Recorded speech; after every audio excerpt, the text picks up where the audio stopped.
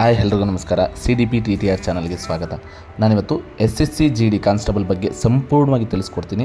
ಈ ವಿಡಿಯೋನ ಎಲ್ಲೂ ಸ್ಕಿಪ್ ಮಾಡದೆ ಕೊನೆವರೆಗೂ ನೋಡಿ. ಹಾಗೆ ನೀವಿನ್ನೂ ನಮ್ಮ ಚಾನಲ್ಗೆ ಹೊಸಬರಾಗಿದ್ದರೆ ದಯವಿಟ್ಟು ಸಬ್ಸ್ಕ್ರೈಬ್ ಮಾಡಿ, ಹಾಗೆ ಬೆಲ್ಲೈಕನ್ನು ಪ್ರೆಸ್ ಮಾಡಿ. ಯಾವುದೇ ಮುಂದಿನ ವಿಡಿಯೋ ಇದ್ದರೂ ನಿಮಗೆ ನೋಟಿಫಿಕೇಷನ್ ಮುಖಾಂತರ ತಲುಪುತ್ತೆ.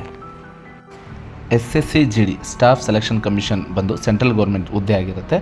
ಒಟ್ಟು ಹುದ್ದೆಗಳು 25,487 ಹುದ್ದೆಗಳು, ಪುರುಷರ ಅಭ್ಯರ್ಥಿಗಳಿಗೆ 23,467, ಹಾಗೆ ಮಹಿಳಾ ಅಭ್ಯರ್ಥಿಗಳಿಗೆ 2,020 ಹುದ್ದೆಗಳು. ನೇಮಕಾತಿ ಇಲಾಖೆ ಬಂದು CAPF, SSF, ಅಸ್ಸಾಂ ರಿಫಲ್ಸ್ ಎಲ್ಲ ಬಿಟ್ಟಿದ್ದಾರೆ.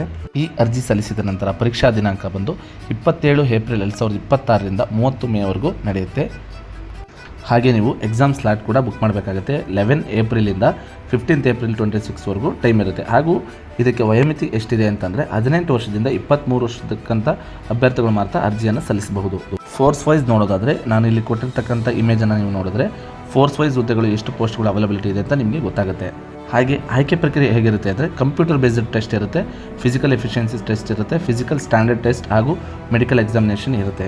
ಇಷ್ಟು ಇವತ್ತಿನ ಮಾಹಿತಿಯಾಗಿತ್ತು ಸ್ನೇಹಿತರೆ. ದಯವಿಟ್ಟು ನಮ್ಮ ಚಾನಲ್ಗೆ ನೀವು ಸಬ್ಸ್ಕ್ರೈಬ್ ಆಗಿ. ನಾವು ಯಾವುದೇ ಕಾರಣಕ್ಕೂ ಟೈಮನ್ನು ವೇಸ್ಟ್ ಮಾಡೋದಿಲ್ಲ. ಏನೇ ಅಪ್ಡೇಟ್ ಇದ್ದರೂ ವಿತಿನ್ ಸೆಕೆಂಡ್ಸಲ್ಲಿ ಮುಗಿಸ್ತೀವಿ. Thank you for watching this video.